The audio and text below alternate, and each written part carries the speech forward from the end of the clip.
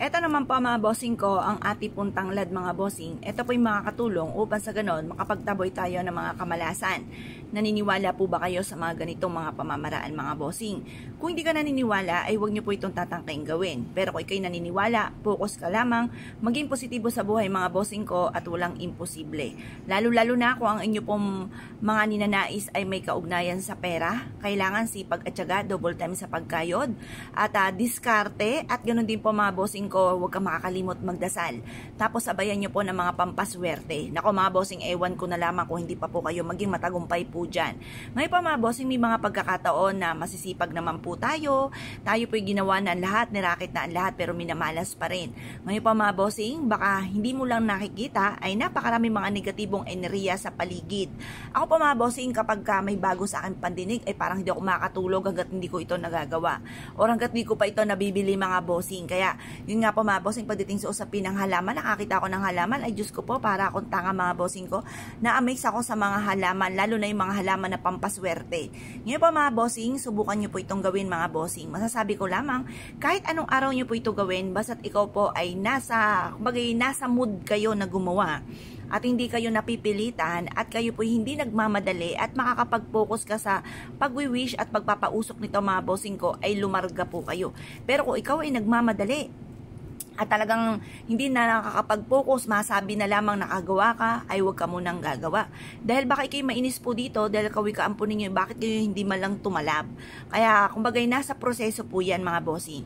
Ako po mga bossing, na napasin ko po, pag ako'y nagdadasal sa mahal na Panginoon, sa mahal na Birhen, mahal na Santo Niño, sa lahat ng mga santo mga bossing ko, dahil ako'y paladasal din po tuwing umagay, lagi ako nakaharap sa may silangan at nakaharap sa may altar po namin, ay pag po ako'y nagdadasal ng parang basta-basta laang, hindi po natutupad ang aking kahilingan. Pero ako po ay mag-focus, ako po ay naniniwala na makakamtan ko po ito, mabilis ko po itong nakakamtan. Kumbaga, mabilis ang resulta. Nakikita ko po, minsan nga po, bago po humapon, natupad ka agad. Basta kailangan focus lamang. Ganon din po sa mga pampaswerte. Kailangan focus ka lamang at maging positibo. Maniwala ka na makakamtan nyo po yan. Huwag nyo pong kakalimutan ha. Sipag at syaga, double time sa pagkayod, diskarte at huwag kang makakalimot magdasal at sabayan pa ng pampaswerte. Ito po mga bossing ko, isang kap lamang para tayo maging matagumpay. Huwag kang aasa sa swerte. Kayo po ang kailangan kumayod. Laging tatandaan, kung mansyon ang pangarap, mansyon din ang pagkayod. Baka naman po mansyon ang pangarap tapos ang pagkayod, konting kembot lamang, pagod na. Nako, meron akong kakilalang ganyan mga bossing. Daeng ng daeng mga bossing. Nagkaroon lang ng dalaw mga bossing ko. Yun nga po mga bossing ko, 6 ang anak ay talaga namang a-absent. Hindi nanghihinayang mga bossing ko sa sahod. Tapos daeng ng daeng.